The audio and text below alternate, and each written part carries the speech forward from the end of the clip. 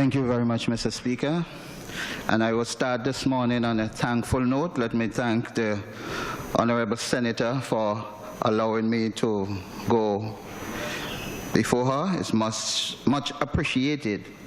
Mr. Speaker, I'm also thankful in that on the 2nd of February, we had great rejoicing in the Southern Grenadines.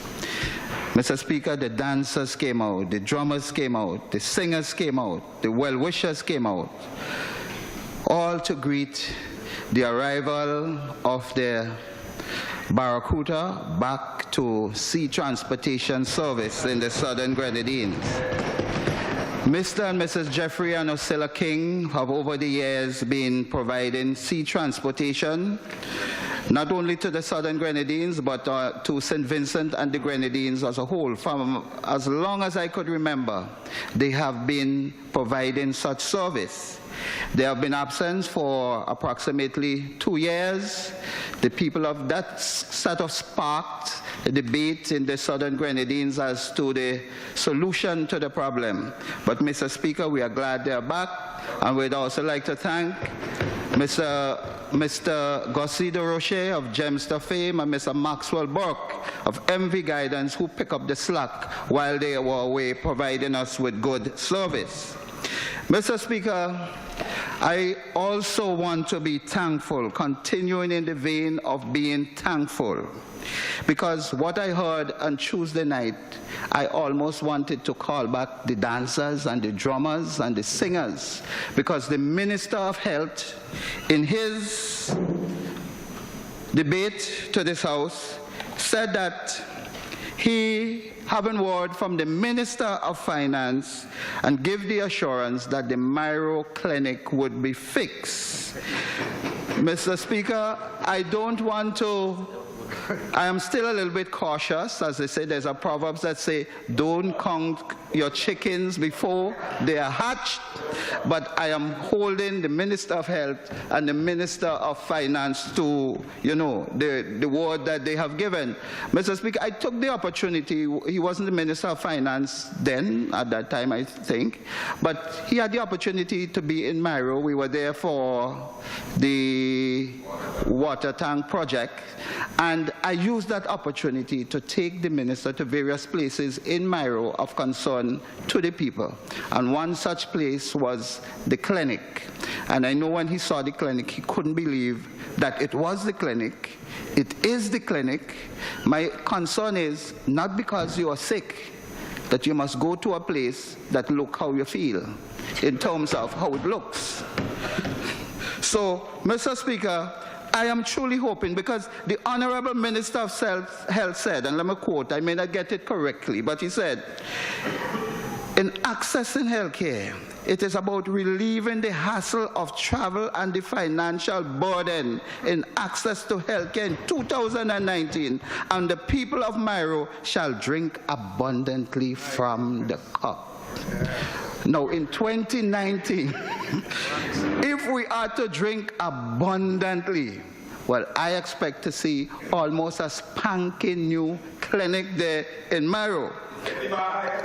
And let me also say, Mr. Speaker, while we are in the vein of being thankful, I would also like to suggest to the Honorable Minister of Health and the Honorable Minister of Finance, if we could find some way possible, because we only have doctors visit once per month in Myro, where the pharmacist also goes over with the doctor on a particular day in the month.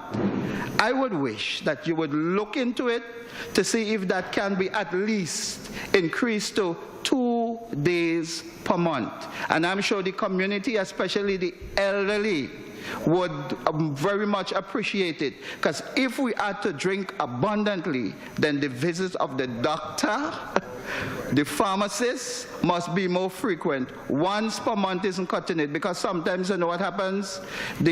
Some situation may arise and the doctor cannot attend, and then you have to wait until the next month again to have a doctor's visit to Myro. And I don't think that it is fair to the people of that community.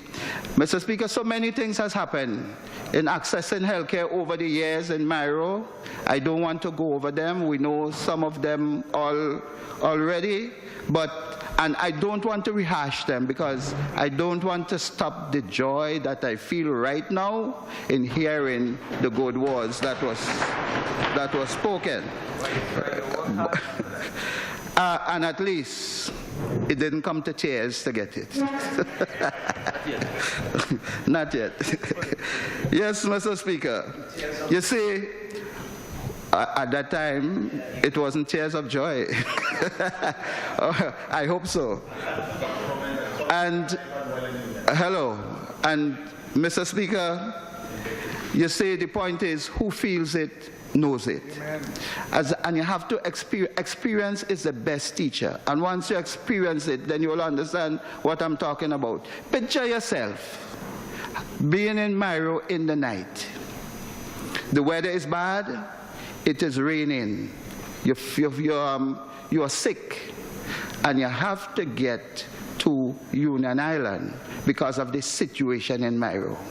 You have to go down in a small boat. If you can make it, if you feel you want to try, they have to wrap you in tarpaulin or in plastic and chuck you and put you below the bow of these small boats with all the pounding so you can't get wet and everything. Okay. Mr. Speaker, by the time you reach Union Island, it's over for you.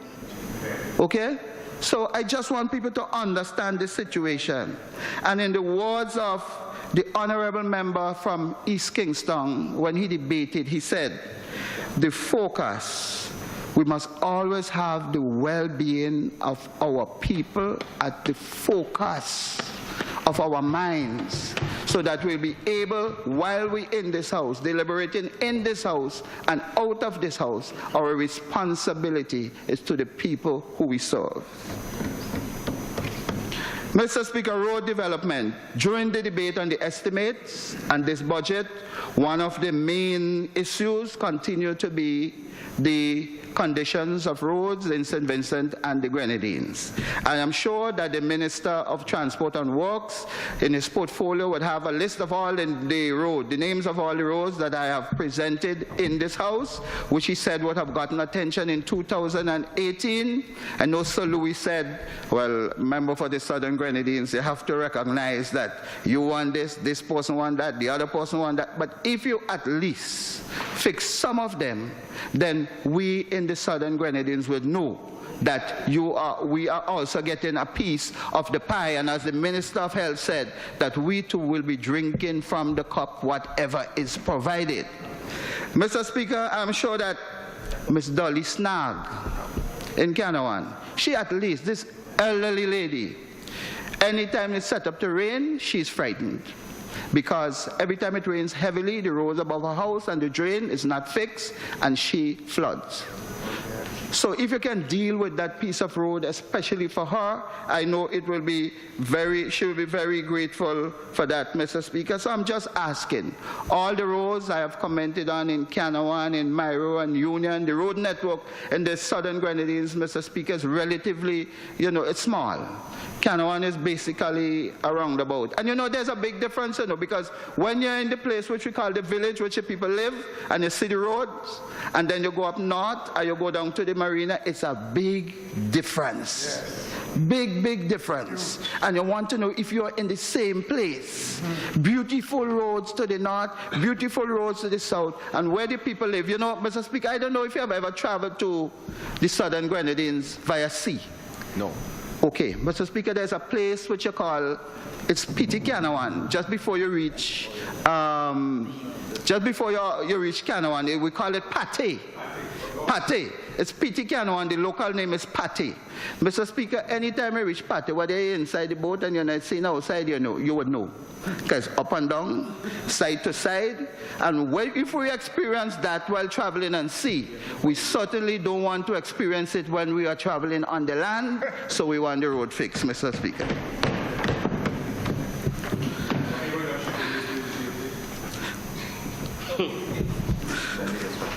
Mr. Speaker, Salt Whistle Bay, very dear to my heart. The Minister of Finance on page 16 said, and I quote, "The greatest long-term threat to the development of St. Vincent and the Grenadines is climate change." Go to another paragraph below. He said, "The inhabitants of Sandy Bay are facing an immediate existential threat from encroaching seas and those in the vicinity of Shipping Bay." This is the part I want to point to, Mr. Speaker. While in Mairo, Salt Whistle Bay, arguably one of the most beautiful beaches in the Eastern Caribbean, a tiny sliver of rapidly encroaching land now is less than 6 feet. It's all that stands between preservation and destruction of this major tourist attraction. Mr. Speaker, the expanse of this land was so wide at one time. You had a 10-foot road, if not more, going through there, and you had land on either side of it. Now, because of climate change, it is rapidly deteriorating. We all agree that climate change is a very serious problem, not only in St. Vincent and the Grenadines, but to humanity as a whole.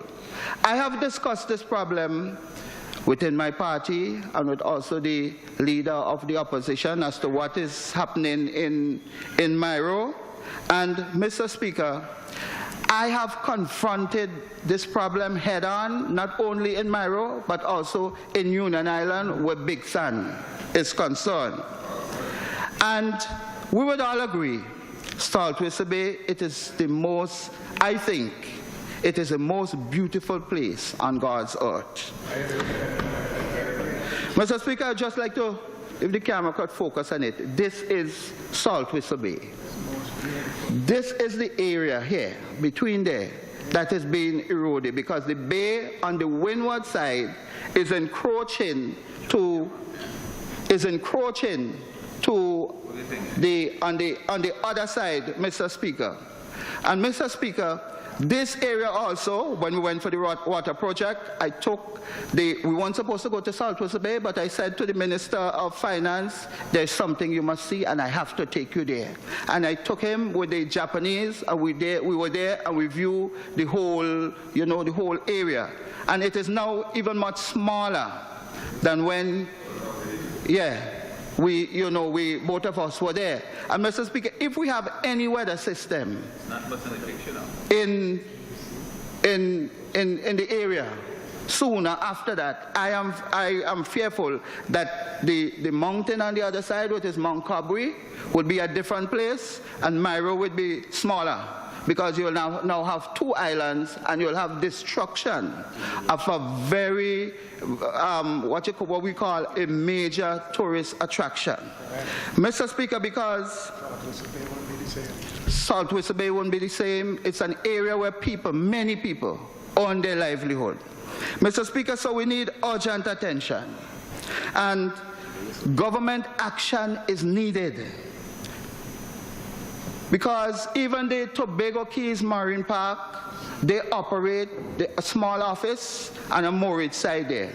And it is said that Mairo is within the Marine Park. So we must preserve our parks. Okay? It is also a big problem, Mr. Speaker, so we would need international help. And we would also need foreign resources will be needed to help keep the Salt Whistle Bay area as it is. The people of Mairo cannot afford to lose South Whistle Bay. Because, Mr. Speaker, as I said, many of the people on their livelihood there.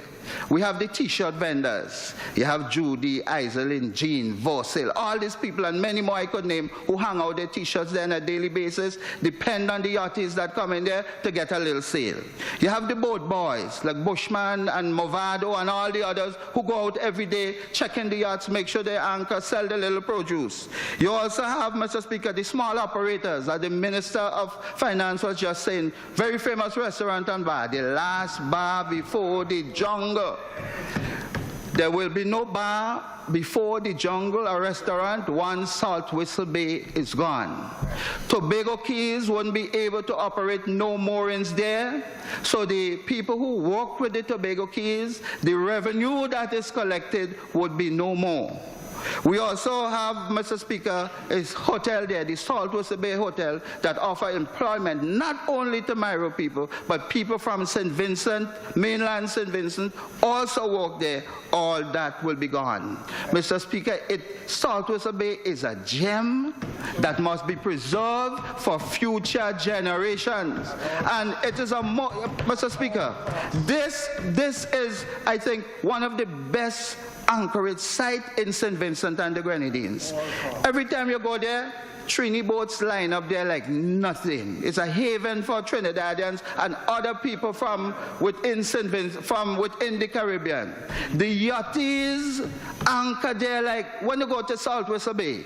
You don't have to wait for Ole's day or Ole's night for South Whistle Bay to be filled with yachts, Mr. Speaker. It's a regular anchorage site for the people, for the yachtsmen throughout the world, and anchors at South Whistle Bay.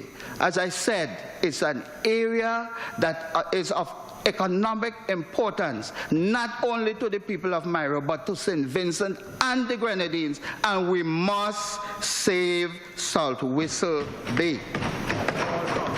Urgent attention is needed. Mr. Speaker, on page 17, the Minister of Finance stated,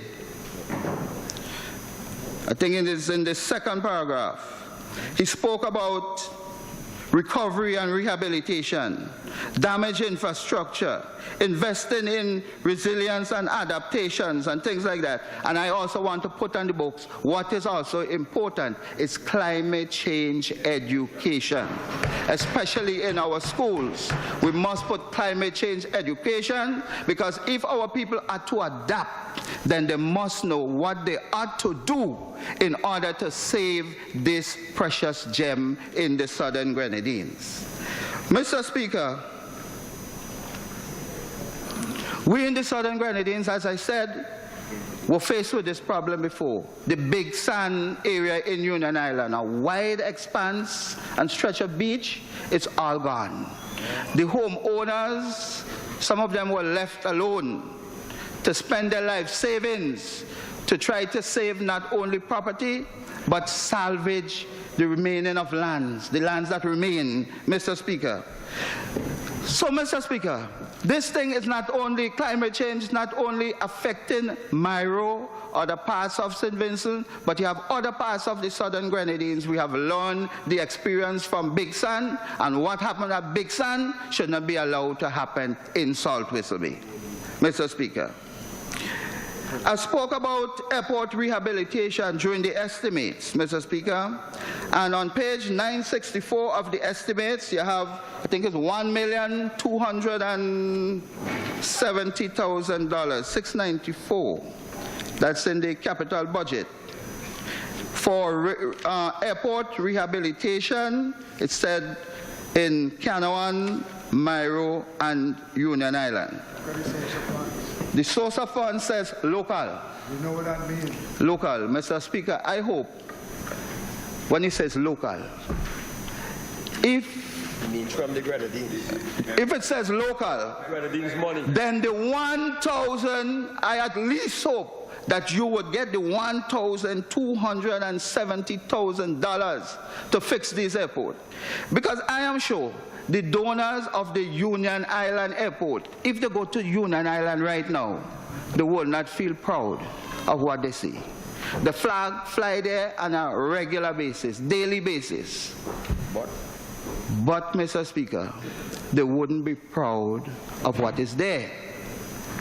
Lack of maintenance and upkeep, Mr. Speaker. Could you imagine you go to Union Island and you want to use the washroom? When you're finished, the workers who are there, they have buckets of water outside, and they will have to carry water inside to make sure that it is clean for the next user. And that is simply disgraceful. It is not good enough.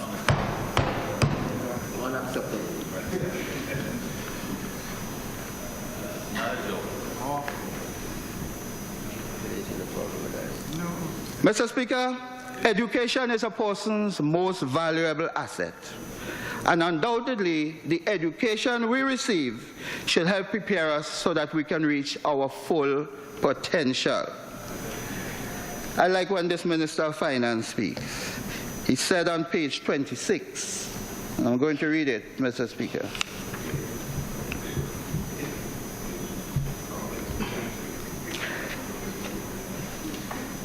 That this government has committed forcefully and ambiguously to investing in the full development of our untapped human potential is an unassailable historical reality that is known to all Vincentians.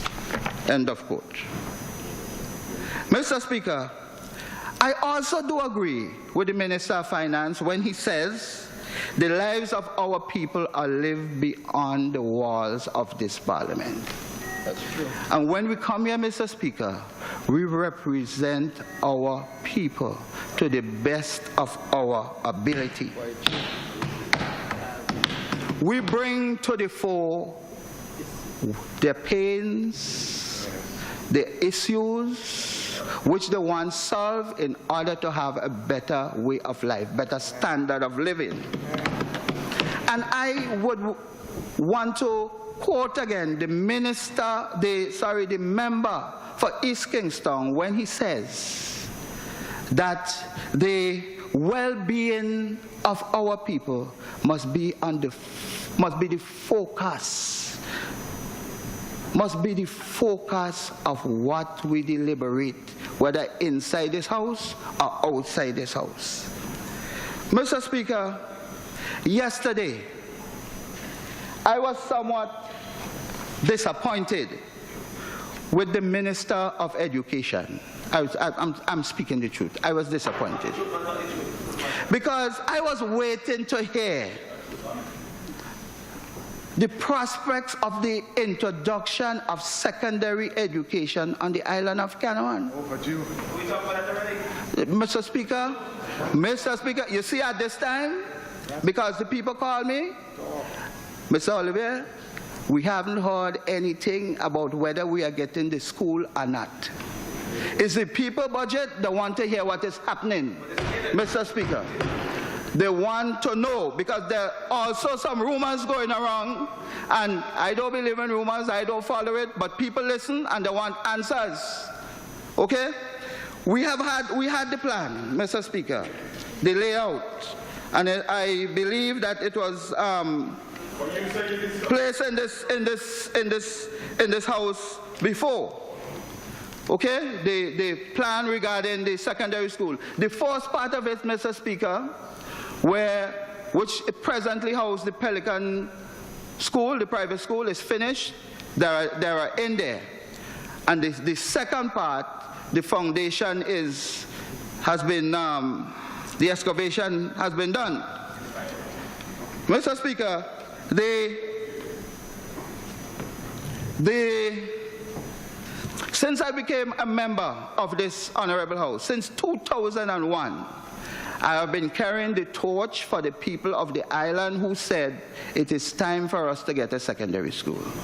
Because, Mr. Speaker, I have been faced with the tears of mothers and the lamentations of fathers.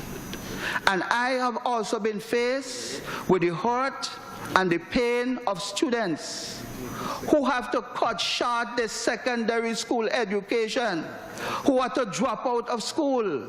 I remember a couple of years ago, I even got a call from the social welfare. Mr. Ollivierre, help us locate this particular parent, because where the child was staying, she was staying at one end at the windward side for us. She had to leave and transfer to another school and the leeward end. It wasn't too long. She was on the boat going down. The parents did not know that she was coming. So I had to call them based on what the social welfare said to say this child is on the boat. Ever since that, the child have never re-entered a secondary school again. Her education was cut short. We have to understand, even the first day of school for the new academic school year, it wasn't the first day of school, sorry, it was orientation day. Mother had to pack up her whole family. Father is working elsewhere, so she had to come up with the children. Remove the one from primary school, seek a new primary school, secondary school. She found a place to rent close to the school. Didn't want to go far. On that orientation day, she and her kids go into the school, and she was robbed right in the presence of her children. And up to now, the problem have not been solved.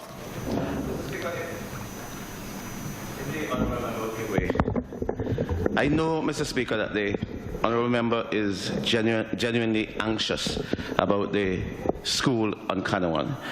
But we said at the last budget that there will be a school built. I've answered questions in this House that the school will be built. We have brought to this House designs for the school.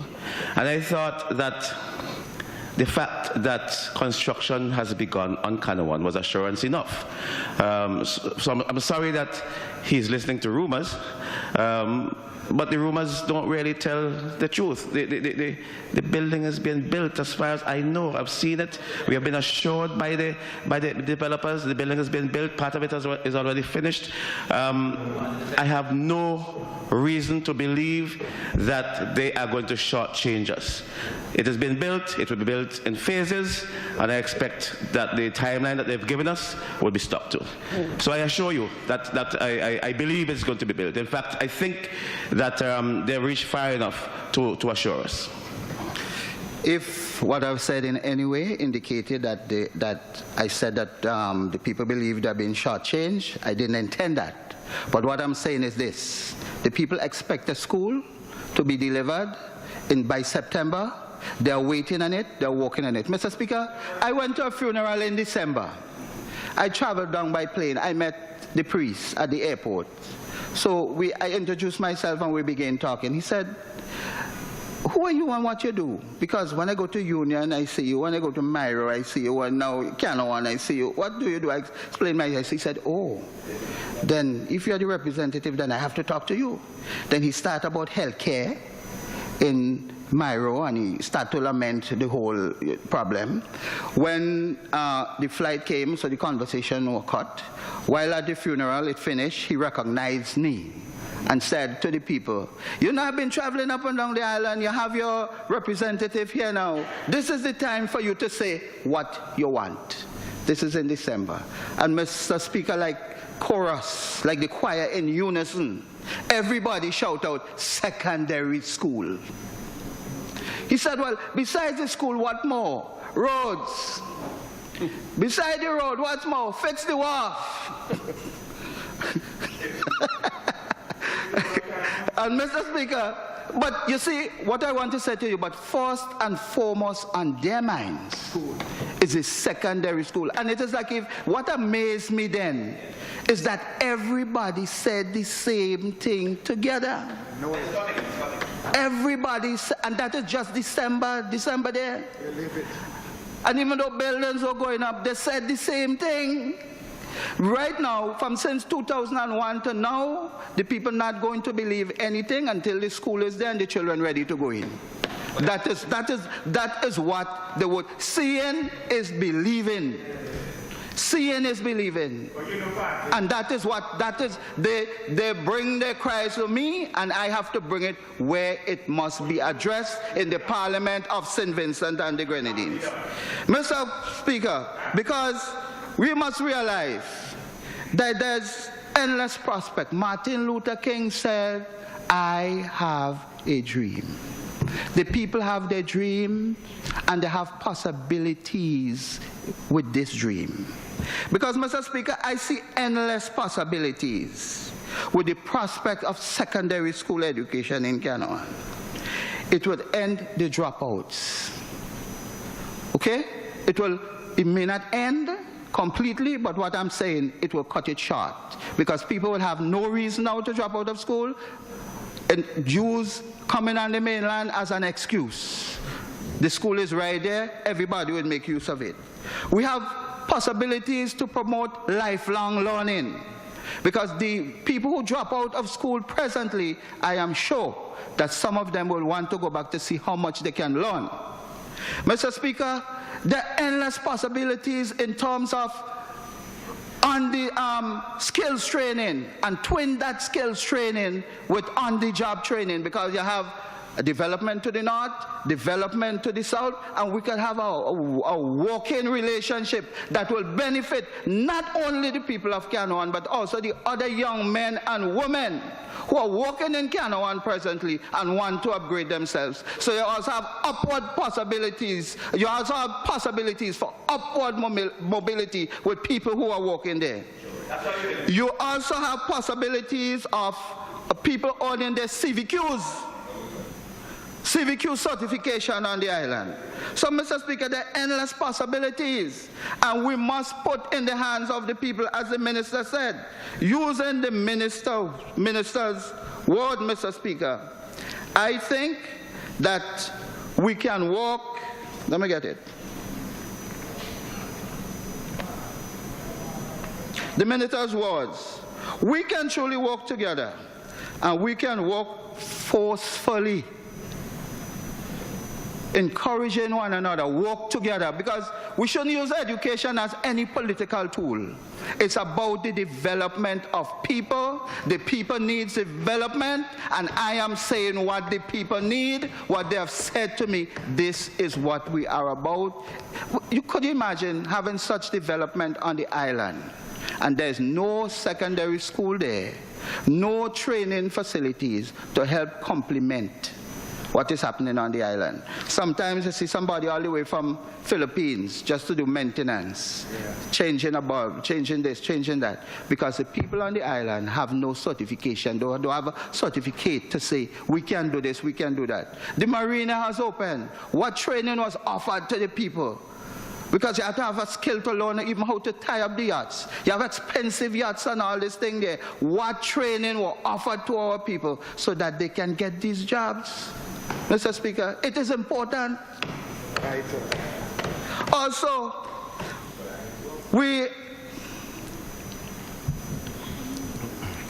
Mr. Speaker, in terms of MIRO and access to secondary school education, and I want to put this forward. Mr. Speaker, here the fees that the people, children of MIRO, their parents have to pay in order for them to access secondary education on the island of MIRO, on the island of Union. The boat fee alone is $250. The van fee is $60 per month. Lunch, $60. Break, and some of them would have to get money to buy their little breakfast because the time they would leave home. I put it as a measly $20 per month. In all, Mr. Speaker, it costs a parent roughly $390 per month to send a child from MIRO to Union Island to access secondary school education. Imagine if you have two from that household in a community where the jobs are seasonal. I met a young lady, Mr. Speaker, and I asked her, school was in progress. What you do looking for in Union, walking up and down the place, Mr. Olivier? My father cannot afford to pay the boat fee. So she dropped out of school. I have had instances where I had to, when he was the leader of the opposition, the member for East Kingstown, to come to him to say, please, I need some funds to help some children pay the boat fee in order for them to get to school. The $250 boat fee, Mr. Speaker, $50 of it is being subsidized by the Tobago Keys Marine Park. And I think the Tobago Keys Marine Park can do more to assist the kids. I know they would also say that some of these kids get assistance from foreign entities. But Mr. Speaker, by time, one term, because of the amount of them and the money have to be divided among them, in one term sometimes the money would finish. So it is hard. And we must ensure, Mr. Speaker, that every child get the opportunity to finish secondary school. Because if they do, it will mean they will have better jobs, they can compete for better jobs, and in situations like that. But if they don't, Mr. Speaker, finish secondary school, what are they to do? And we talk about the unemployment rate being so high, at least 45%. When you look at the dropout rate, Mr. Speaker, what are some of the problems why these children have to drop out of schools? And I have to ask, are the resources reaching the people who need it the most so that you can make sure that they finish secondary school? I know from time to time, there are others who I have to assist with funds in order to sign up for the CXC. It's not a joke. So some people, Mr. Speaker, they're meeting it hard. And we need to ensure, especially, well, I'm making a plea for those in the Southern Grenadines and also throughout St. Vincent and the Grenadines, that the necessary funds meet the people who need it most. It is important and imperative that we do that. I say in the estimates, you have a support fund that is to be set up to help students, or is set up to help students with secondary school education. But, Mr. Speaker, sometimes we have to go further than that. We also have to look at students within the primary school, at the primary school level, in order to help them to accomplish their goals. Honourable Member, you have 10 minutes. Wow. This brings me to the point, Mr. Speaker, of literacy and numeracy. Mr. Speaker, in the estimates on page 690, $40,000 is allocated for the Early Learners Program, and they say it is to improve reading from kindergarten to grade 3. Mr. Speaker, we have to tackle the barriers that hinder many of our children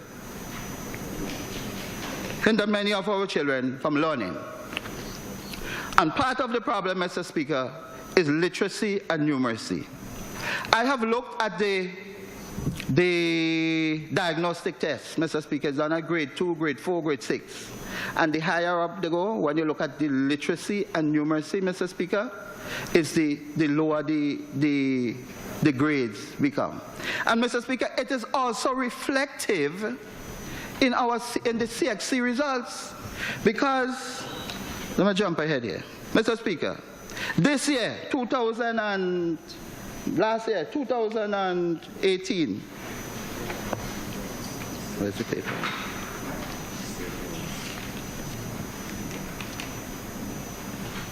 But before I read that result, Mr. Speaker, I want to read something here. It is from the Caribbean Examiner, page 11. This is 2015. I want to read something that a student would have said. He said this, Mr. Speaker, literacy and numeracy. I am not a very good reader, and it caused me a lot of difficulties in class because I didn't want to be teased and judged by my peers. Many days I would skip classes by faking an asthma attack. I would then go and hang out with friends instead. I felt more comfortable around my friends because they won't make fun of me because of my reading problem. My mom also couldn't help me with my homework because she was illiterate, which made it harder for me. By age 14, this youth dropped out of school, Mr. Speaker.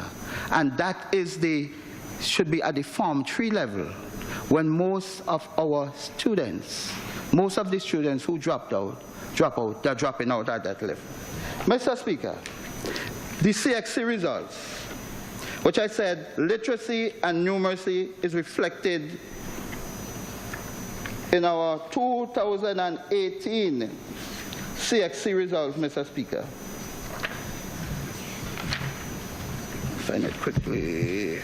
Mr. Speaker, English, start with mathematics. We have 26 secondary schools, Mr. Speaker. The pass rate, the schools with over 50% passes, 9 schools have a pass rate in mathematics of over 50%. 17 schools, Mr. Speaker. The result is as low as 17 schools are below a pass mark of 50%. Mr. Speaker, and when you check the grades, this is mathematics. When you check the grades, here the pass percentage in some of these schools. I'm here reading it. 10.53%, 22.22%, 18.18%, 17.24%, 12.50%, 11.36%, 4.55%, 13.16%, 20%, 21.14%, 26. Mr. Speaker, literacy and numeracy. We must do more. $40,000 isn't going to cut it. We have to go on a literacy and numeracy drive, a national literacy and numeracy drive. Mr. Speaker, we need specialist readers and all these things in our schools. We need reading coordinators in our schools, Mr. Speaker. We have to improve the level of our students at the primary level, so when they reach the secondary level, they'll be able to make more adequately achieve more at the secondary level. Mr. Speaker, I could also go to the, because you see, sometimes when you talk, some people don't want to believe, Mr. Speaker. But the document is from the Ministry of Education, St. Vincent and the Grenadines, Minister of Education, National and Reconciliation Analysis 2018. Your own document, you know. Okay? Mr. Speaker, English. English is otherwise, Mr. Speaker. It's above 50% passes, Mr. Speaker. You have 17 of our secondary school above, but you still have 9 of our secondary school below a pass mark of 50%. And Mr. Speaker, clearly, we can do better, and we must do better. We must be able, you know, what I will recommend is this also. Presently, I mean, you have to improve primary, but this is what you can do at the secondary school. We have people who are trained in English.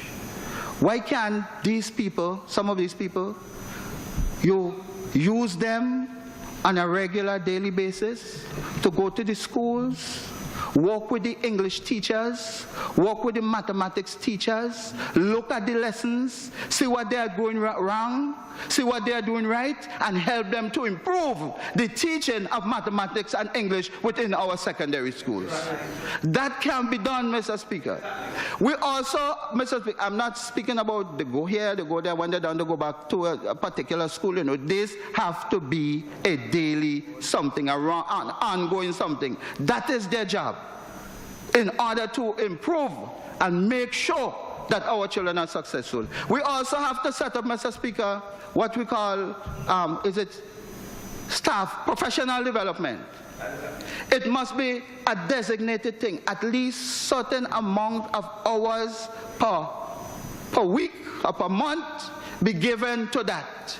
If you're going to do it on a Friday evening, teachers know we're going to have improvement in this area. So specialists will come in and work with the teachers. The principal will make sure that all of that is done, Mr. Speaker, in order to improve education in St. Vincent and the Grenadines. I remember you have 5 minutes.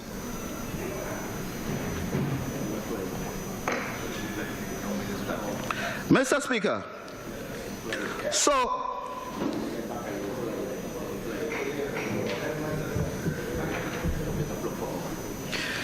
one other point I want to make, Mr. Speaker, it's in, I'm going to quote from the Pelican. It's a magazine that is produced by the University of the West Indies, Mr. Speaker. And what it says on page, what it says on, I think it's page 25, Mr. Speaker. Hear what it says. Despite the increased access to secondary education, the percentage of students exiting the system without any certification or with less than 5 subjects at CXC or O level is generally unaccepted, and it is uncomfortably high. Mr. Speaker, if we look at the same document, hear what is happening. Hear what is happening. Well, if you listen, you'll get the information. Wait, no man, listen. 0, but if you keep on interrupting, how would you know? Mr. Speaker, passes, 0 passes, 32. Remember they said children who exiting with less than 5 subjects is uncomfortably high. 0 passes, no passes at all, 32. 1 pass, 171 students. 1 subject. 1 subject. 2 subjects, 127. That's what I'm speaking about, 2018. This is the same document. 3 subjects, 161. 4 subjects, 203. Mr. Speaker, 1,647 students did the exams. This, when you add it up, comes up to, I didn't do the math, comes up to over, should be close to, huh? Close to over 400, Mr. Speaker, students. And what we must also recognize, Mr. Speaker, of the 1,644 students who did the entrance that you had at CXC, only 1,461 did English, and only 1,305 did mathematics. So over 300 of the students did not even write mathematics. So some schools not even sending all the students to write mathematics, nor English. And if we want to make a dent, Mr. Speaker, on literacy and numeracy and help our children, you know there are some children who went to, they have 5 subjects, yes, and they went to apply to get into college and they couldn't get in because they didn't write math nor English. And they didn't have it. And it's a requirement to get into college. Mr. Speaker, they know that and they still apply? They're still trying to get in there, Mr. Speaker, without, they didn't write math nor English, Mr. Speaker. So we must do something to help our children achieve more. That is the point. We have to attack it from the primary schools and do more in our secondary schools in order for our children to achieve more. We have to re-engineer the curriculum. We are talking about technical and vocational education. I heard the minister said yesterday in truth, sometimes when a child is in that stream, some people might think, well, you're not bright. That's why we put it. And we have to remove that stigma and let children know that you can even go right up to university if you study the required skill. We have to let them know that. So we have to re-engineer our curriculum. Mr. Speaker, I have seen, talking about technical and vocational education, I have seen within the Caribbean, where other countries are reaping much success. Here, for example, a school in Mr. Speaker, in Barbados, in agriculture, reading from the same examiner 2015, where students are provided with the opportunity for certification in agriculture through the Caribbean Secondary Examination Certificate, and also, Mr. Speaker, they also get the Caribbean Vocational Qualification Certificate, the CVQs. Mr. Speaker, some of these children when they finish, have gone on to be supervisors at farms and other areas that handle children that do the same thing. They are using, as it says, the students, and I won't call the name of the secondary school, but in Barbados, are making significant strides with an agricultural program that has attracted the attention of regional and international agencies. The students are also using cutting-edge renewables to power the agricultural program. This is St. Vincent and the Grenadines. We were once known as the food basket of the Caribbean. Mr. Speaker, Barbados, look what they are achieving. What have we achieved in order to help our children and put them at the cutting edge of the technology in order to make education, agriculture, the forefront of the educational achievement. And I heard the Honorable Member for Central Kingston was talking about some of these issues yesterday, where you can use our young people, give them the opportunity to excel. And if we are to do that, Mr. Speaker, we have to use our creativity and come up with the programs that will suit our young people and help them to achieve much more than they are achieving right now. Mr. Speaker, information and communication technology. Mr. Speaker, information and technology and communication technology has transformed the world and has provided us with opportunities for improving education. We have one laptop per child initiative. What has happened to it? What has happened to all the laptops that were given to the students? Do the teachers have the resources that they need on a regular basis in order to integrate ICT into the teaching learning process? What happened to all the laptops? What happened but the vision of creating a whole new world for our people with fantastic point of views and other things to achieve? What are we doing to excite them to say, yes, I want to be in school, I want to be at whatever center, because here you have cutting-edge technology that have been used, but some schools are still playing here and there with internet and Wi-Fi problems. Remember, you got to bring it to an end. And things like that. So, Mr. Speaker, in St. Vincent and the Grenadines, yes, we can toot our horns and say improvement have been done. We still have very much to do. We have plenty more to do. And there's some of the things that we can do, initiatives that we can put in place to reach our students must be there. Because when you look at our results in terms of literacy and numeracy, we are really lagging behind. I remember you had to bring it to an end. Yes, Mr. Speaker, I just want to thank the people of the Southern Grenadines for electing me and to assure them that I, at all times, will bring the issues to this Parliament. HON TERRANCE. Will bring the What is the name? that I will bring the issues to this Parliament and make sure that I plead the cause in this Parliament, not only for better Southern Grenadines, Mr. Speaker, education-wise also, for better St. Vincent and the Grenadines. Thank you.